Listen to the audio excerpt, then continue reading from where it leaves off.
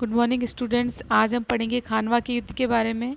इससे पहले हमने बयाना के युद्ध जो कि बाबर और महाराणा सांगा के मध्य हुआ था उसके बारे में पढ़ा था, और उससे पूर्व हमने पानीपत के प्रथम युद्ध बाबर और इब्राहिम लोदी के मध्य हुए उस युद्ध के बारे में पढ़ा था।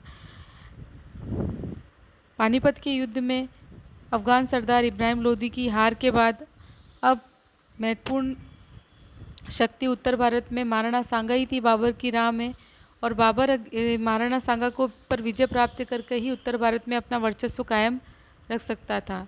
इसलिए बयाना के युद्ध में पहला बयानों का युद्ध हुआ बाबर और राणा सांगा के मध्य, और इसमें बाबर की हार हुई। अब था खानवा का युद्ध जिसके बारे में हम पढ़ेंगे। श्यामल दास की वीर विनोद के अनुसार 16 मार्च 1527 ईस्वी को खानवा भरतपुर के मैदान में युद्ध प्रारंभ हुआ, और पहली मुठभेड़ में महाराणा सांगा की सेना राजपूतों की सेना बाबर की सेना पर भारी पड़ी।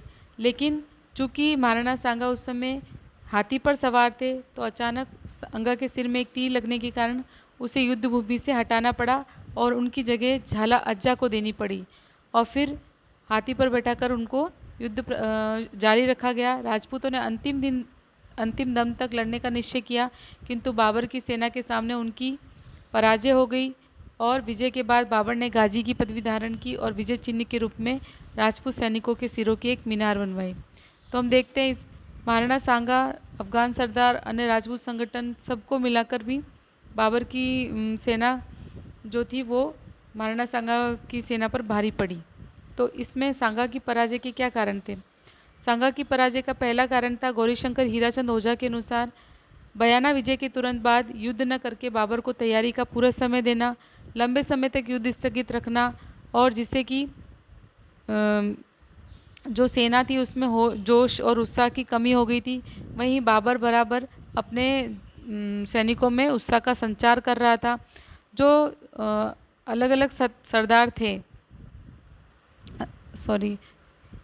परंपरागत हथियार, राजपूत सैनिक परंपरागत हथियारों से युद्ध लड़ रहे थे, जब वे तीर कमान भालों और तलवारों से बाबर की तोपों के गोलों का मुकाबला नहीं कर सके। वहीं बाबर ने आधुनिक तोपों का यूज़ किया, जिससे कि युद्ध की कायापलटी हो गई। मतलब युद्ध में पहले भले ही कुछ समय के लिए यूँ लग रहा हो कि राजपूत सेना जीतेगी, लेकिन बाद में अंततः बाबर की जीत हुई।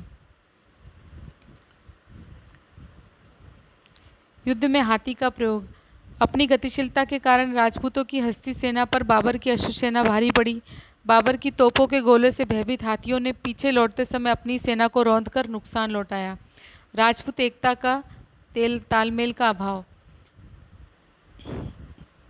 महाराणा के विभिन्न जो सरदार थे, राजपूत सरदार, वे देश प्रेम के भाव से इस युद्ध में शामिल नहीं हो रहे थे। सभी के अलग अलग स्वार्थ थे, यहाँ तक कि कईयों की तो आपस में शत्रुता भी थी। संधि वार्ताओं के कारण कई दिनों तक शांत बैठे रहने से उनमें युद्ध के प्रति कोई जोश और उत्साह भी नहीं था। दूसरा, संपूर्ण सेना अलग अलग शासकों के नेतृत्व में लड़ रही थी और वो अपने व्यक्तिगत स्वार्थों से प्रेरित थी। तो इस प्रकार से इन सब कारणों के कारण, इन सब तथ्यों के कारण ही सांगा की इस युद्ध में पराजय हुई। इस युद्ध के क्या परिणाम हुए वो बहुत महत्वपूर्ण है। भारत में राजपूतों की सर्वोच्चता का यहाँ अंत हो जाता है। भारत में राजपूतों की सर्वोच्चता का अंत हो गया। राजपूतों का वह प्रताप सूर्य जो भारत के गगन के उच्च स्थान पर पहुंचकर लोगों को चकाचौंध कर रहा था, अब वह अस्त हो गया। मेवाड़ की प्रतिष्ठा और शक्ति के कारण निर्मित राजपूत संगठन इस पराजय के साथ ही समाप्त हो गया। जो राजपूत संगठन बना था वह भी समाप्त हो गया, और भारतवर्ष में मुगल साम्राज्य की स्थापना हो गई और बाबर स्थिर रूप से भारत का बादशाह बन गया। खानवा के युद्ध के बाद मूर्छित सांगा को बसवा ले जाया गया। होश आने पर सारा वृतांत जानकर सांगा काफ़ी दुखी हुए और युद्ध स्थल से इतनी दूर लाने के लिए अपने सरदारों को भला बुरा भी कहा। बाबर से अपनी पराजय का बदला लेने के लिए जब सांगा चंदेरी जा रहे थे, तब मार्ग में इरिश नामक स्थान पर उनके विरोधी सरदारों ने उन्हें जहर दे दिया, और विष का प्रभाव होने पर कालपी नामक स्थान पर 30 जनवरी 1528 को उनकी 46 वर्ष की आयु में सांगा का उनका देहांत हो गया। अमर काव्य वंशावली के अनुसार सांगा का अंतिम संस्कार मांडलगढ़ भीलवाड़ा में किया गया। सांगा का मूल्यांकन। महाराणा सांगा वीर, उदार, कृतज्ञ, बुद्धिमान और न्यायपरायण शासक थे। अपनी शत्रु को कैद कर कर छोड़ देना और राज्य वापस लौटा देना, जैसे हमने देखा था गुजरात के शासक के उनके साथ उन्होंने किया था, का कार्य सांगा जैसे वीर पुरुष ही कर सकता था।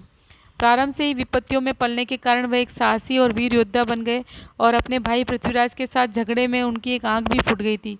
इब्राहिम लोदी के साथ हुए खातौली के युद्ध में उनका हाथ भी कट गया था और एक पैर से वे लंगड़े भी हो गए थे, लेकिन फिर भी जीवन पर्यंत उनके शरीर पर तलवारों के भालों से कम 80 निशान लगे हुए थे और उसे एक सैनिक का भग्नावशेष सिद्ध करते हैं।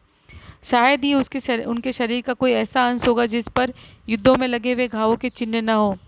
अपने पुरुषार्थ द्वारा सांगा ने मेवाड़ को उन्नति के शिखर पर पहुंचा दिया। अपने समय का वह सबसे बड़ा हिंदू नरेश था जिसके आगे बड़े बड़े शासक सिर झुकाते थे।